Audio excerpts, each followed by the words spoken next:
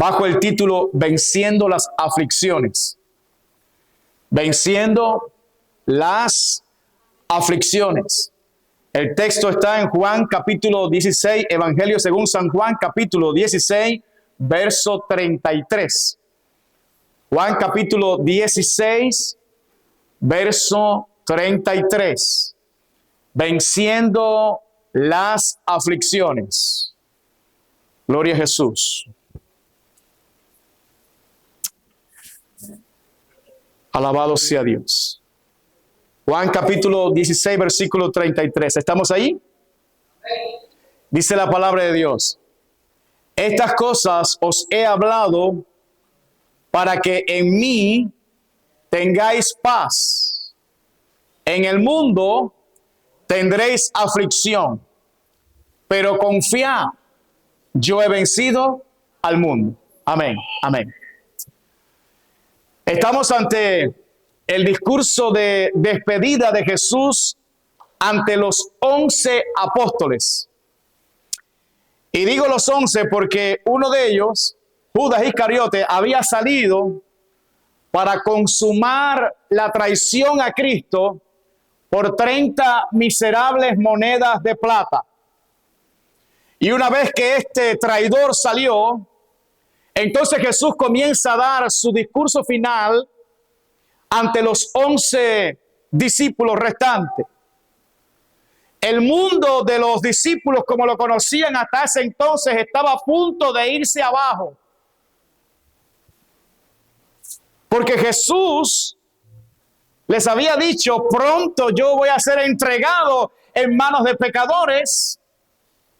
Yo voy a ser crucificado, voy a morir. Y le dijo, al tercer día voy a resucitar. Sin embargo, estas palabras como que estaban veladas para ellos y no las podían entender. El caso es que Jesús le decía esto y no solamente esto, sino que le dijo, esta noche todos ustedes me van a abandonar. Todos ustedes van a salir huyendo. Y cuando Pedro alzó su voz y dijo, no, yo no, aunque todos te dejen, yo voy a estar contigo. Y si me es necesario ir a la muerte, pues a la muerte voy. Y Cristo dijo, esta noche antes que el gallo cante, tú me vas a negar 3 veces. Así que después de estas palabras, amado, el corazón de los discípulos estaba totalmente lleno de tristeza. Tristeza.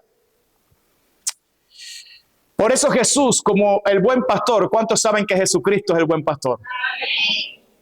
Jesucristo, como el buen pastor, ante ese panorama, él comienza a dar unas palabras de consolación a sus discípulos. Escuchen, Jesús le dijo, no se turbe vuestro corazón, creéis en Dios, creed también en mí. Si me amáis, le dijo Jesús más adelante, guardad mis mandamientos, y yo rogaré al Padre y os dará otro consolador para que esté con vosotros para siempre. Se refería Jesús al Espíritu Santo. No os dejaré huérfanos, le dijo el Señor. Vendré a vosotros. Y como colofón de esta palabra de consolación, le dijo, la paz os dejo. Mi paz os doy. Y yo no os la doy como el mundo la da. No se turbe vuestro corazón, ni tenga miedo. Mis amados, el buen pastor sabe cómo consolar a sus ovejas. Pero el buen pastor también sabe que las ovejas no solamente requieren consolación, las ovejas también requieren de escuchar la verdad. Escuchar la verdad.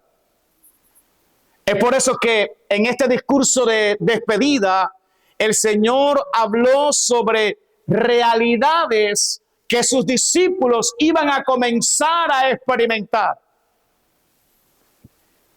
Así les dijo, si el mundo os aborrece, sabed que a mí me ha aborrecido antes que a vosotros. Si fuerais del mundo, el mundo amaría lo suyo. Pero porque no sois del mundo, antes yo os elegí del mundo, por eso el mundo os aborrece. Acordaos de la palabra que yo os he dicho, el siervo no es mayor que su señor. Si a mí me han perseguido, también a vosotros os perseguirán. Si han guardado mi palabra, también guardarán la vuestra. Realidades que iban a experimentar. Hasta ese momento Jesús había enfrentado todas las tormentas que ellos tenían. A la sombra de Jesús ellos estaban seguros, amparados. Pero ahora Jesús no iba a estar con ellos. Y le dijo, estas cosas os he hablado para que no tengáis tropiezo. Os expulsarán de las sinagogas. Y aún viene la hora cuando cualquiera que os mate pensará que rinde servicio a Dios. Y harán esto porque no conocen al Padre ni a mí. Mas os he dicho estas cosas para que cuando llegue la hora os acordéis de que ya os lo había dicho.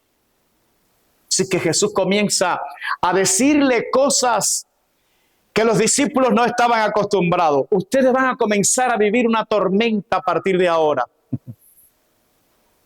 Incluso vendrá gente tan loca, gente que no conoce a Dios, gente tan ignorante que cuando los mate a ustedes, ellos van a pensar que están rindiendo un servicio a Dios. Así que mis amados, noten cómo es que hace el buen pastor aquí con sus discípulos. Él comienza su discurso consolando el corazón de sus discípulos, pero luego les advirtió de las cosas que les iban a pasar. Pero no lo dejó ahí. Él termina su discurso con una promesa de victoria. Él le dijo, estas cosas os he hablado para que en mí tengáis paz. En el mundo tendréis aflicción, pero confiad, yo he vencido al mundo. Mis amados, Jesús nunca nos engañó. Él dijo que íbamos a sufrir. Él dijo que íbamos a pasar por tribulaciones, pero también dijo que confiáramos en Él porque la victoria era segura. Y hoy yo quiero centrarme en las palabras con que Cristo terminó este discurso de despedida a sus discípulos. Él dijo, estas cosas os he hablado para que en mí tengáis paz. En el mundo tendréis aflicción, pero confiad, yo he vencido al mundo. Y aquí tenemos, hermanos, una palabra de advertencia, pero también tenemos una palabra de victoria. La palabra de advertencia es, en el mundo tendréis aflicción. Pero la palabra de victoria es, pero confiad, yo he vencido al mundo. Y sobre esto estaremos hablando en la tarde de hoy. Fíjense cómo dijo Jesús. ¿En el mundo qué? En el mundo tendréis aflicciones. Eso es una verdad ineludible. No podemos escapar de esa realidad. Yo quiero que usted entienda, amados hermanos, que Jesucristo es muy claro. Jesucristo dijo la verdad. Jesús no nos engañó. Él dijo, mientras ustedes estén en la tierra, ustedes van a sufrir y van a padecer. Es una verdad, es un hecho. Si usted cree que porque es cristiano usted no va a sufrir o usted no va a padecer, usted está equivocado. Y yo quiero ser muy claro. Y quiero ser claro porque se está predicando un evangelio falso por ahí. El llamado evangelio de la prosperidad, donde están prometiendo a la gente cosas que Jesús nunca prometió. Y están diciendo a la gente que si tú eres creyente, tú nunca vas a pasar por ninguna tribulación y que tú vas a ser rico en este mundo y que una vez que tú vengas a los brazos de Cristo se acabaron tus problemas. Eso es mentira.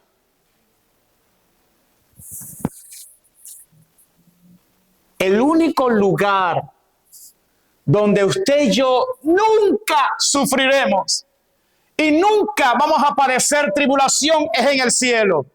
Es en el cielo. La Biblia dice que cuando lleguemos allá, el propio Cristo nos va a recibir y va a enjugar cada una de nuestras lágrimas en esta tierra. Y la Biblia sigue diciendo que allá, dice, ya no habrá muerte, ni habrá más llanto, ni clamor, ni dolor, porque las primeras cosas pasaron. Pero eso es en el cielo. Porque mientras nosotros estemos aquí en esta tierra, tendremos aflicciones. Entonces yo quiero que usted aterrice. Yo quiero que usted lo entienda para que no comience a dar pataletas de muchacho cuando comiencen a pasarle cosas. Porque nos van a pasar cosas. La Biblia dice que un mismo suceso acontece al justo y al injusto. La única diferencia es que en medio del proceso los injustos están desamparados, están solos, y en medio del proceso los hijos de Dios estamos acompañados porque Cristo está con nosotros.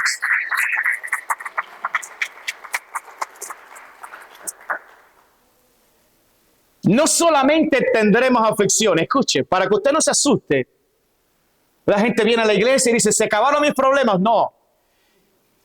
Le voy a decir algo. El problema que Cristo vino a resolver es el problema que es la raíz de todos los problemas. Cristo vino a lidiar con nuestro pecado. Cristo vino a librarnos de nuestro pecado. El pecado es la raíz de todas nuestras desgracias y maldiciones, hermano. Y Cristo vino a lidiar con nuestro pecado. Pero eso no significa que mientras estemos en este mundo caído, mientras estemos en este mundo que a lo malo le dicen bueno y a lo bueno le dicen malo, no vamos a padecer persecución o sufrimiento, injusticia. Eso no significa eso. Alabado sea Dios. Escuche, y no solamente tendremos aflicciones, sino que la Biblia dice que esas aflicciones son necesarias. ¿Escuchó eso? Son necesarias.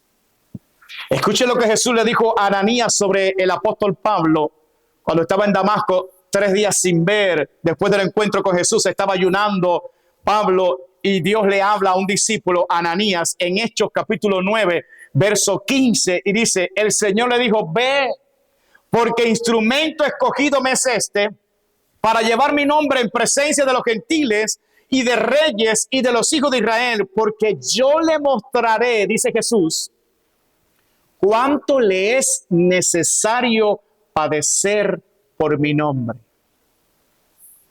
¿Escuchó la palabra necesario? Yo le voy a mostrar cuánto le es necesario padecer por causa de mi nombre. Ahora escuche lo que el propio Pablo le dijo a los discípulos de Listra, de Iconio y de Antioquía. Escuche, Hechos 14:22. Dice, confirmando los ánimos de los discípulos. ¿Qué estaba confirmando?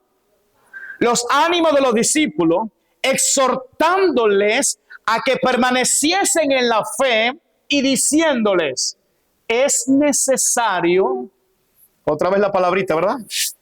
Es necesario que a través de una o dos tribulaciones. ¿Qué dice ahí? Es necesario que a través de muchas tribulaciones entremos en el reino de Dios. Ahora, por si acaso, hermano, cuando Pablo estaba confirmando el ánimo y la fe de los discípulos de Listra, en esa ciudad fue donde a Pablo lo apedrearon, ¿verdad? Le cayeron a pedrada aquellos judíos celosos y lo dejaron por muerto, lo arrastraron fuera de la ciudad, y cuando lo dejaron allá medio muerto, se levantó el hombre en el nombre del Señor. Y le dijo a Bernabé, al siguiente día le dijo, vámonos que hay que seguir predicando el evangelio. Y se fue a predicar el evangelio y luego regresó ahí, a esa ciudad. ¿Sabe a qué regresó? A confirmar el ánimo de los creyentes que estaban allí. a confirmar la fe de los creyentes que estaban allí. ¿Y cómo lo hizo Pablo? Diciendo, es necesario que a través de muchas tribulaciones nosotros entremos al reino de Dios. Pero no lo dijo uno que estaba sentado en aire acondicionado en una oficina, lo dijo uno que lo habían apedreado y que ellos lo vieron con sus ojos.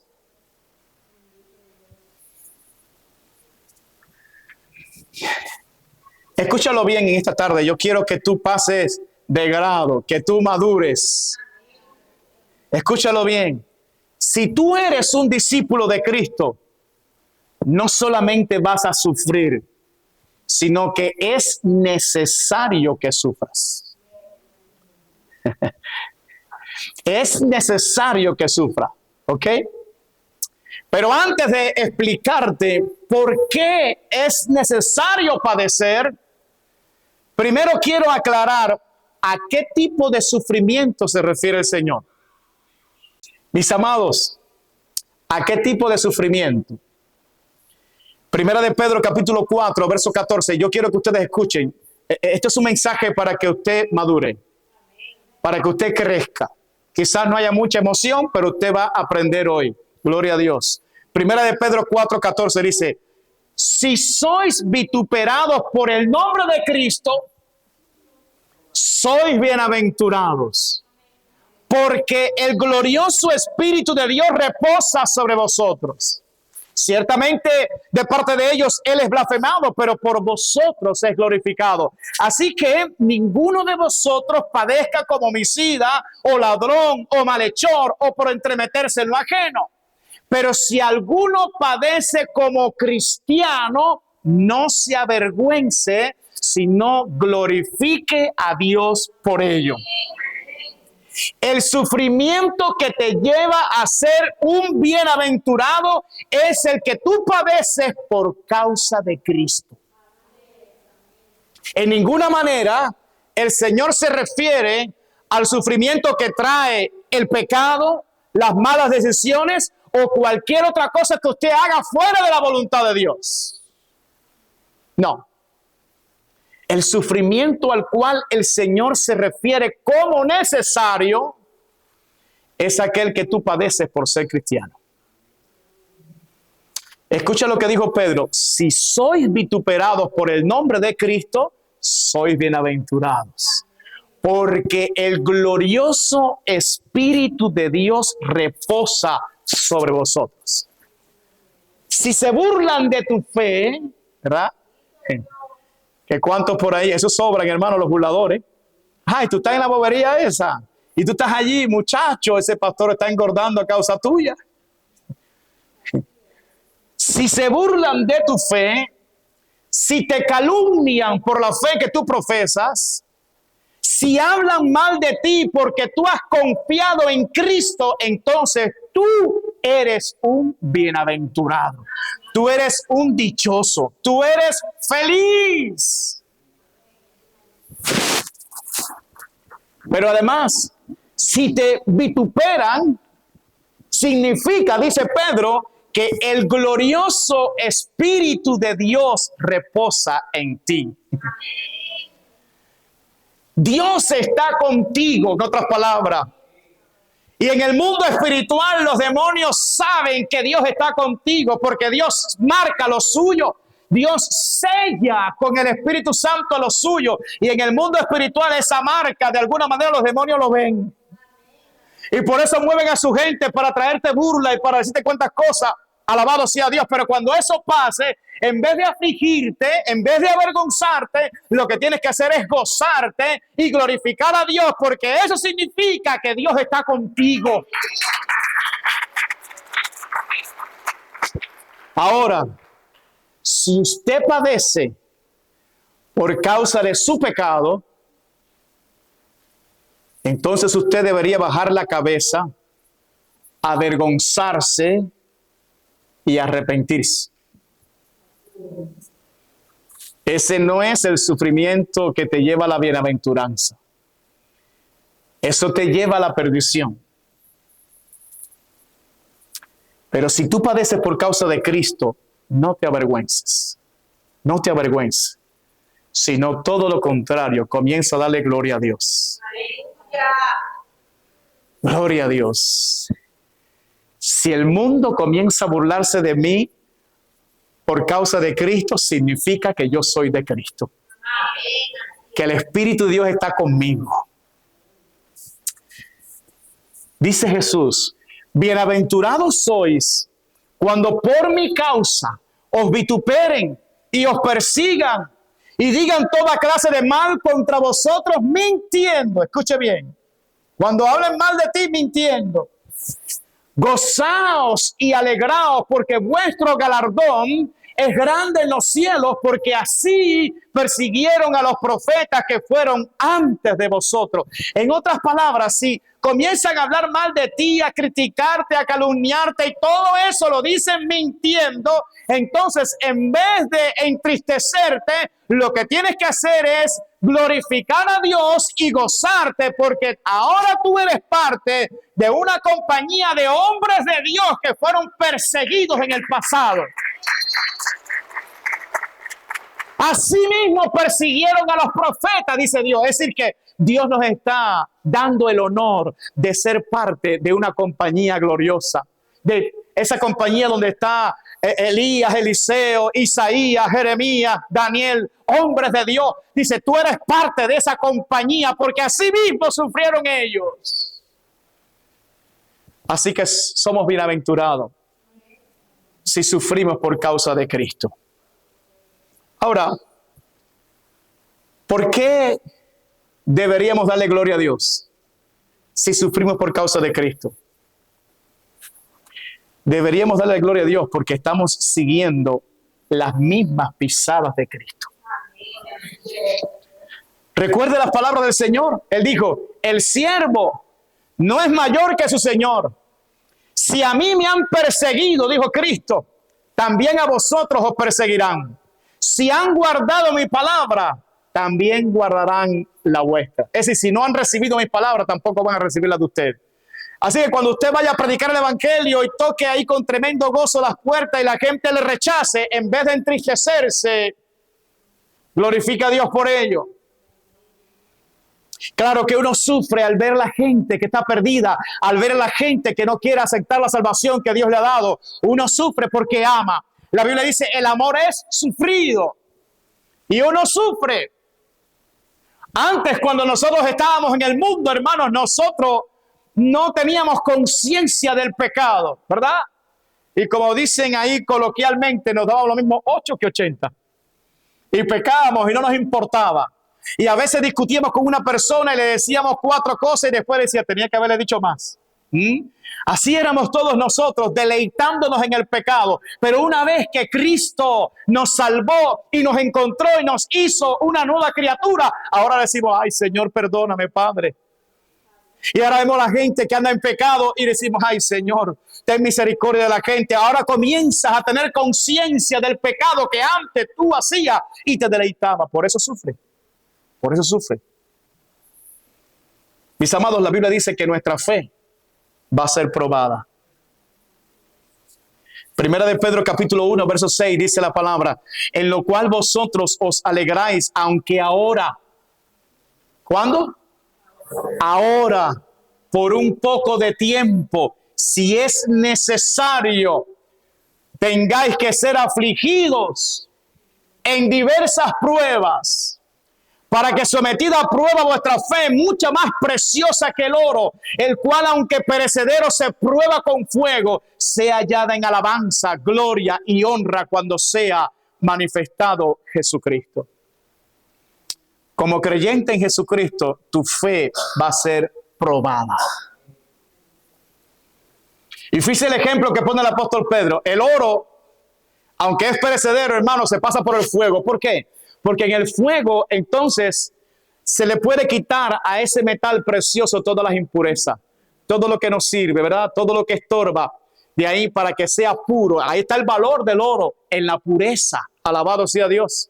Pero hay que pasarlo por el fuego, hermano, para poderle quitar la impureza. Bendito sea Dios. De igual manera, nuestra fe también va a ser pasada por fuego. Vamos a ser probados. ¿Por qué? Porque a través de ese sufrimiento, de ese fuego de prueba, Dios comienza a quitar las impurezas en nosotros. Un amigo mío me dijo hace muchos años, el sufrimiento es el arado del alma. Es como va arando y va quitando toda piedra, todo lo que no sirve en tu alma. Dios lo va quitando a través del sufrimiento. Mis amados, en los momentos de dolor, en los momentos de aflicción, es donde se demuestra si en realidad tú confías en Jesús. La Biblia dice que habían 3 jóvenes hebreos cautivos en Babilonia. Y un buen día se le ocurrió a aquel soberbio emperador mundial Nabucodonosor levantar una estatua de oro. Tremendo, un soberbio aquel hombre. Y al son de todos los instrumentos de música, todo el mundo tenía que postrarse delante de su estatua y adorarlo a él como si fuera un dios. Y delante de aquella estatua se postraron muchos. Miles y miles se postraron, pero habían 3 jóvenes que temían a Dios, que honraban a Dios. Y ellos no se postraban delante de esa estatua. Y fueron y se lo dijeron a Nabucodonosor: oye, hay 3 ahí que no te honran a ti. Y cómo el hombre se enfureció porque era muy soberbio. Y los mandaron a buscar y calentaron el horno, un horno de fuego, porque aquel que no obedecía esa orden era lanzado en el horno de fuego. Y lo mandaron a buscar, pero dice: caliéntame ese horno 7 veces más. Y cuando viene Sadrach, Mesach y Abednego, dice: es verdad que ustedes no se postran delante de mi estatua. La fe va a ser probada. Tu fe va a ser probada. Es muy bueno adorar a Dios aquí. Gloria a Dios. Qué lindo, qué hermoso. Pero habrá momentos donde estaremos siendo confrontados. Y allí se demostrará si somos auténticos o no. Alabado sea Dios. Es verdad que ustedes no adoran mi estatua. Si no lo hacen, mira, el horno lo acabo de calentar 7 veces más, lo vamos a lanzar para allá. Y esos jóvenes dijeron: Rey, no hace falta que nosotros te contestemos sobre este asunto. El Dios nuestro tiene poder para librarnos de tu mano y de ese horno. Miren la fe de estos varones. Pero si Dios no nos libra de tus manos ni de ese horno, no te vamos a adorar. Esa es la convicción que Dios espera de cada uno de nosotros. Que nosotros adoremos a Dios en las buenas, pero en el momento de la prueba digamos: no, yo no retrocedo, yo puse la mano en el arado y no voy a volver atrás.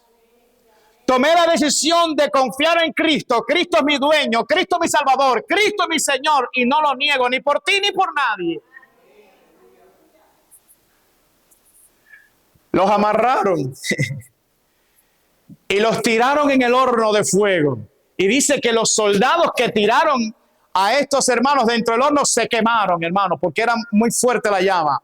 Y tiran a estos 3 jóvenes y el rey se asombra porque no siente gritos, porque era para que estuvieran gritando allí. No siente gritos, nada. Y cuando se asoma a ver qué estaba pasando, dice: ve acá, pero no lanzamos 3 para allá adentro. ¿Y por qué hay 4?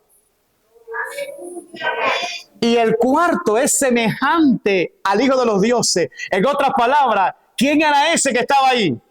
Jesucristo estaba ahí. Eso es una teofanía. Eso es una aparición de Cristo en el Antiguo Testamento. Jesús está con los suyos. Jesús ampara a los que creen en Él. Gloria a Dios.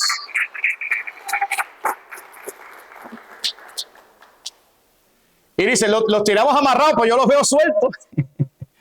Y yo los veo sueltos. Y los sacaron de allí. Oye, no tenía ni olor a fuego. No se le había quemado los vestidos. No se le había quemado nada. Absolutamente nada. Y entonces el rey dijo: hagan una carta, un edicto para todo el imperio, que hay que adorar al Dios de estos jóvenes, porque ese sí es Dios. Aleluya. Bendito sea Jesús para siempre. Qué bueno es que nosotros tengamos ese tipo de fe.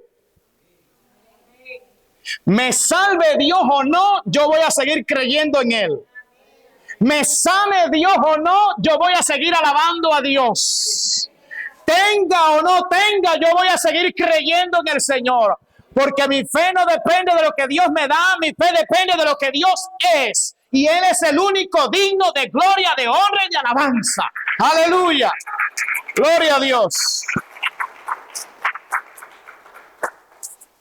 Le conté un final feliz, pero le voy a contar otro final mucho más feliz todavía. Esteban,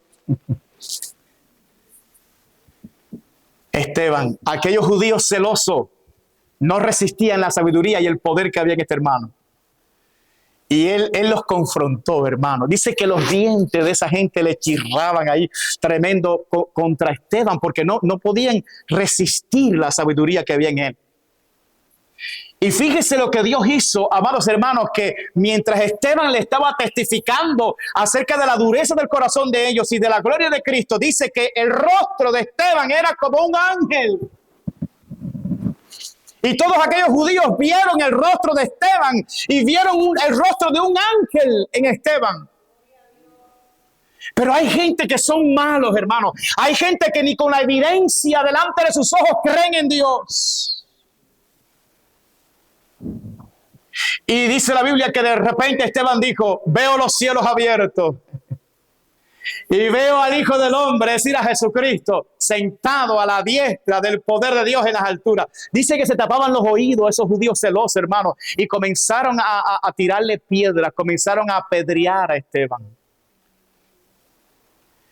Y usted diría, ¿y Jesús lo salvó de las piedras? No. No. Le dio un título glorioso a Esteban aquel día. El primer mártir del cristianismo fue él. El primero después de Jesús que derramó su sangre por su fe en Jesucristo fue Esteban. Él fue el primero que inauguró una serie de hermanos y hermanas llamados los mártires de Jesús, los testigos de Cristo que derramaron su sangre por causa de su fe en el Señor. Ellos dijeron, mi Señor dio su sangre por nosotros, yo también voy a dar mi sangre por el Señor. Y dice la Escritura que mientras las piedras caían, él estaba arrodillado y decía, Padre, no les tomes en cuenta este pecado. Bendito sea Dios. Yo no sé si cuando tu fe sea aprobada, tú vas a negar a Jesús. Yo no sé si es que un día el gobierno aquí cambie y venga una persecución contra la iglesia y te digan que tú no puedes reunirte ni adorar a Jesús. Y hasta el pastor dice, nos vamos a reunir, quizás no en un templo, en un parque, ¿y qué tú vas a hacer?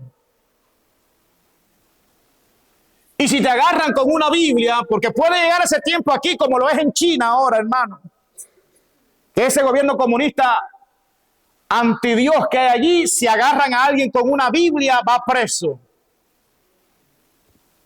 Dios permita, hermanos, que el pueblo americano haga una buena elección el martes. Porque puede llegar una persecución a este país. Y si llega la persecución, entonces, ¿qué tú vas a hacer?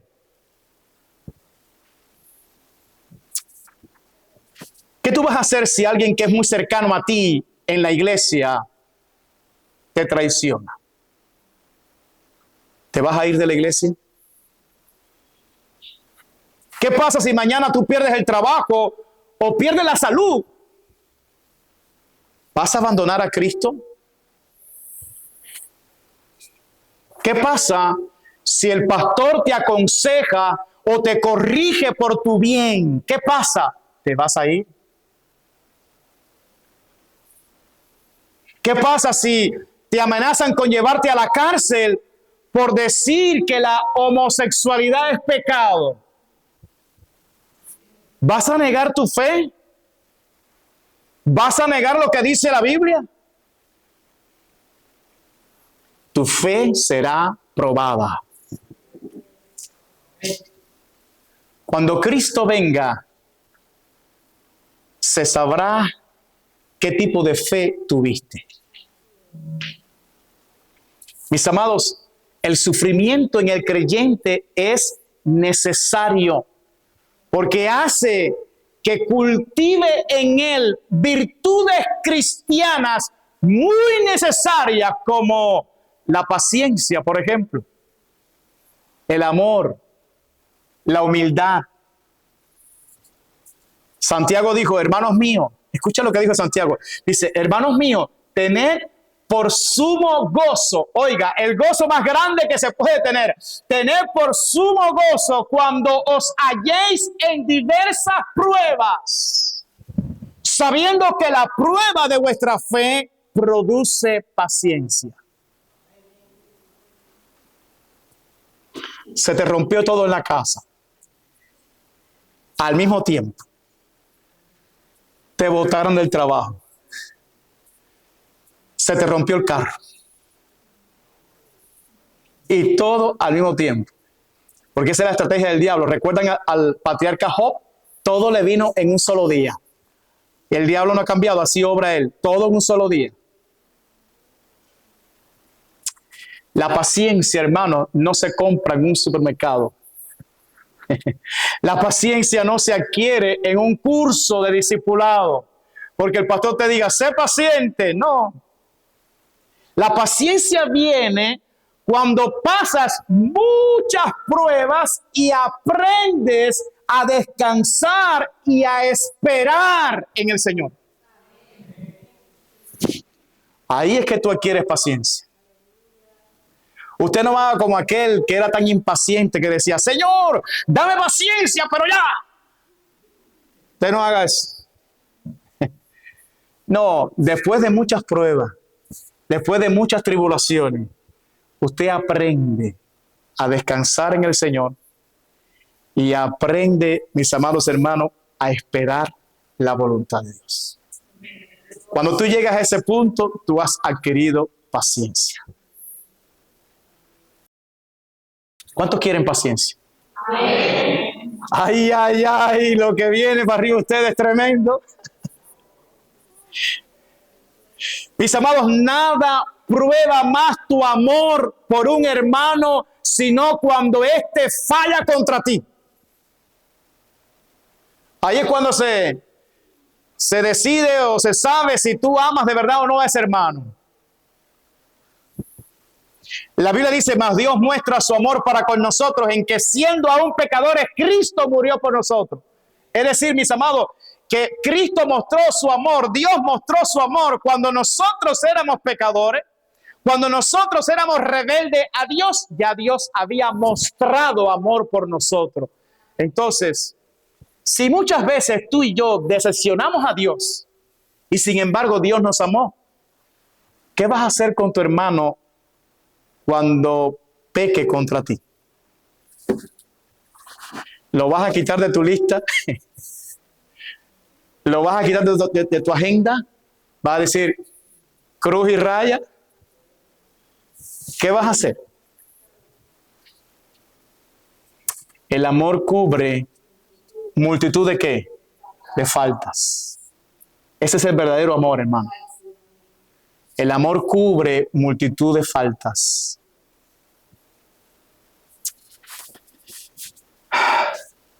Cuando tu fe es probada, tendrás que ser humilde. Humilde. Porque habrán circunstancias en tu vida que se van a escapar de tus manos y que no vas a tener la capacidad para tú resolverlas. Entonces, cuando eso pase, ¿verdad? ¿Qué vas a hacer? Necesitas la humildad para ir a Cristo y decir, ayúdame, Señor. Te necesito, Dios. Si tú no me ayudas, no puedo salir de esto. Amados, el sufrimiento es absolutamente necesario en la vida del cristiano. No sé si van a decir amén o no, pero yo creo que es una verdad. Yo dije que este mensaje no era muy emocional, que digamos, pero es una verdad.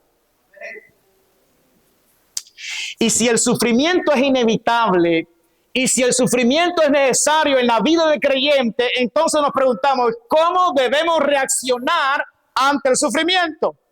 ¿Qué tenemos que hacer nosotros? En primer lugar, no se extrañe del sufrimiento que está pasando. No se extrañe. Primera de Pedro 4:12 dice, amados, es lo que dice Pedro, amados, no os sorprendáis del fuego de prueba que os ha sobrevenido como si alguna cosa extraña os aconteciese, sino gozaos por cuanto sois participantes de los padecimientos de Cristo, para que también en la revelación de su gloria os gocéis con gran alegría. Hermano, como dije ahorita, ¿qué deberíamos esperar nosotros de un mundo que a lo malo le dicen bueno y a lo bueno le dicen malo? ¿Qué tú crees que podemos esperar nosotros? A un mundo que está atestado de corrupción e injusticia. ¿Qué podemos esperar nosotros, hermano? ¿Qué deberíamos esperar nosotros de un mundo que crucificó a Cristo y que en el día de hoy está dispuesto a crucificarlo 1000 veces más? Porque ya no quieren saber de la Biblia, ni quieren saber de las cosas de Dios. No les interesa. Entonces, ¿qué podemos esperar nosotros de una sociedad así, hermano? ¿Tú vas a esperar que te den flores?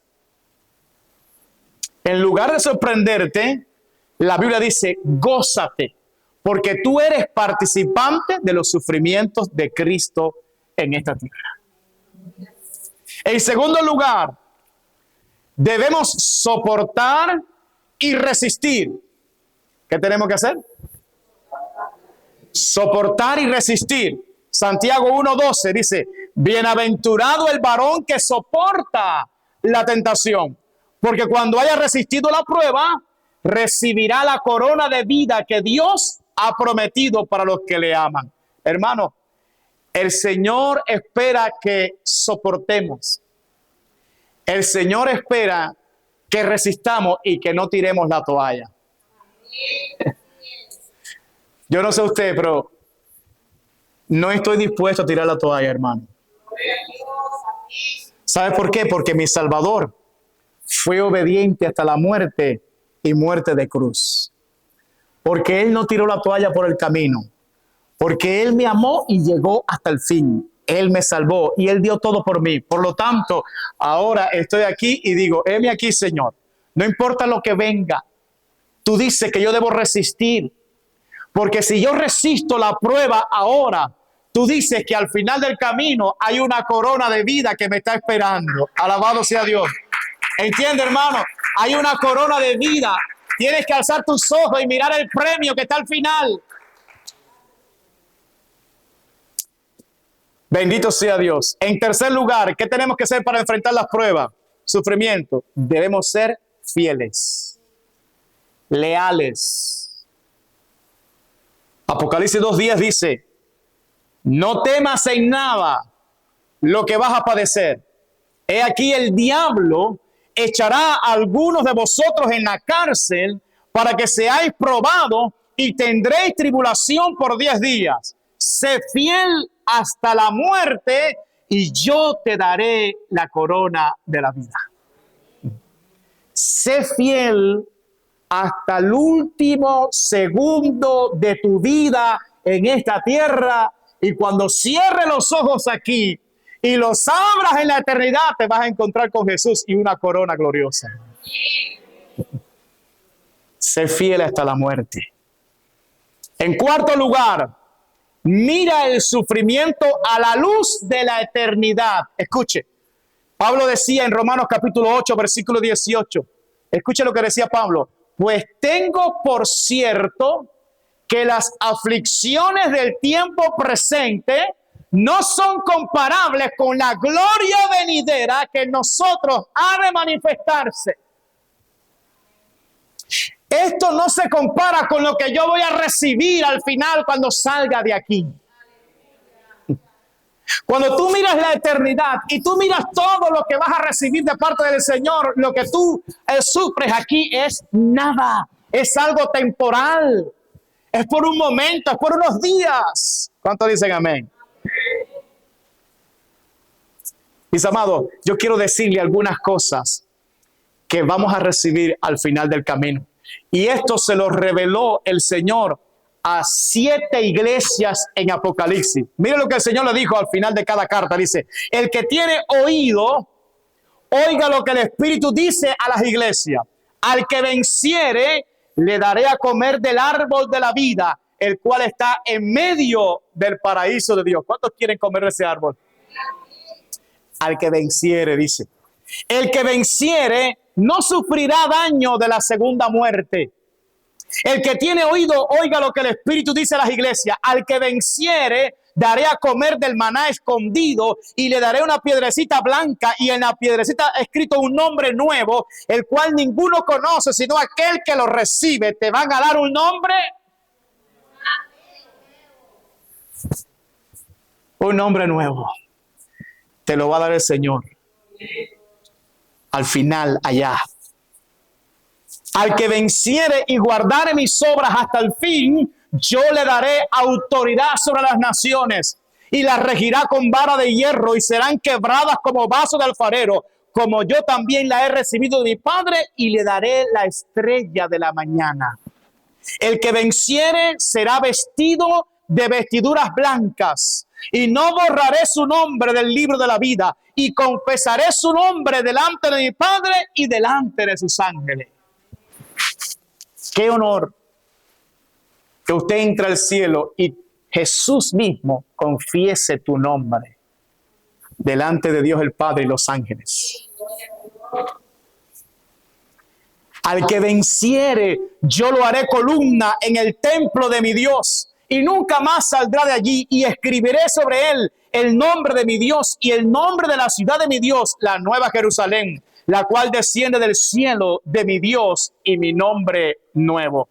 Al que venciere, dice, le daré que se siente conmigo en mi trono, así como yo he vencido y me he sentado con mi Padre en su trono. Aleluya. La buena noticia, dice que el Señor dice, al que venciere, ¿sabe cuál es la buena noticia? La buena noticia es que todo el que está en Cristo ya venció. No es que va a vencer. Todo el que está en Cristo ya venció. Porque el Señor dijo, en el mundo tendréis aflicción, pero confiad, yo he vencido al mundo. Aleluya. Bendito sea Dios. Si tú eres de Cristo, ya tú venciste, porque Cristo ya venció al mundo, hermano. Por eso es que la Biblia dice que somos más que vencedores por medio de aquel que nos amó.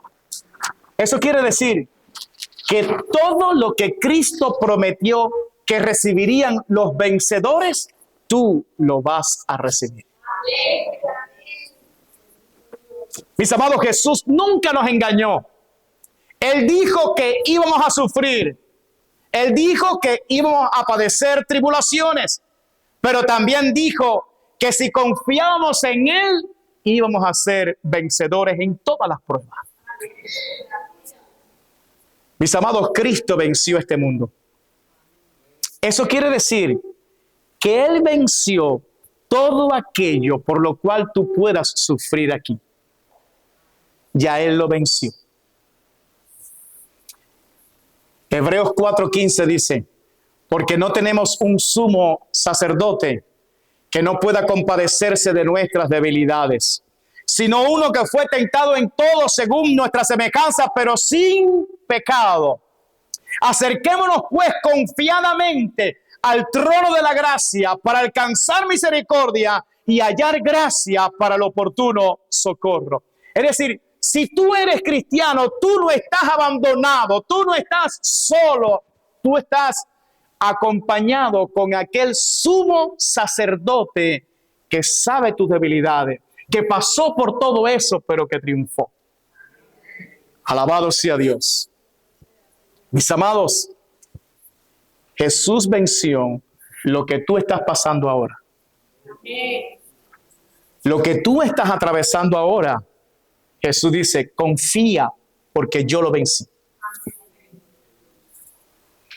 Por eso la invitación para ti es, acércate pues confiadamente al trono de la gracia. ¿Para qué? Para alcanzar misericordia y hallar gracia para el oportuno socorro. ¿Por qué hay solución para nosotros? ¿Por qué hay oportuno socorro para nosotros? porque Cristo venció. Cristo venció. Por lo tanto, cualquier cosa que estés padeciendo por causa de Cristo, tú puedes acercarte confiadamente al trono de la gracia y tú vas a encontrar socorro. Si tú eres de Cristo, ¿cuántos son de Cristo aquí? Él te dice, pero confía, confía. Yo he vencido al mundo. Para los amigos que están aquí, te digo algo, esa paz que tanto tú has anhelado en tu vida, está en una persona, Jesús. Jesús. Él dijo, estas cosas os he hablado para que en mí tengáis paz. Él le dijo a sus discípulos, la paz os dejo. Mi paz os doy y yo no os la doy como el mundo la da. No se turbe vuestro corazón ni tenga miedo. Fíjese que hay una paz que ofrece el mundo y hay una paz que ofrece Jesucristo. La paz del mundo, ¿cuál es? Ausencia de problema. No tengo problema, tengo paz. Pero esa paz no sirve porque en el mundo siempre hay aflicción. Amén. Pero Jesús dice, pero mi paz os doy. Es decir, a pesar de las tribulaciones, tú vas a tener paz. Vas a estar confiado, porque el que está contigo lo venció todo. Mis amigos que estás aquí, los amigos que nos visitan, los discípulos de Cristo disfrutan el privilegio de la paz de Cristo. Es una paz muy diferente. Y tú puedes experimentar esa paz a partir del día de hoy. Si tú comienzas a confiar en Jesús, si tú entregas tu vida totalmente a Cristo, si te rindes a Él, tú vas a experimentar esa paz que solamente está en el Hijo de Dios. Amén. No tienes por qué seguir enfrentando ese problema tú solo ni tú sola. No. Jesucristo te dice hoy, venid a mí, todos los que estáis trabajados y cargados, y yo los haré descansar. En Cristo hay victoria para el sufrimiento humano. Amén.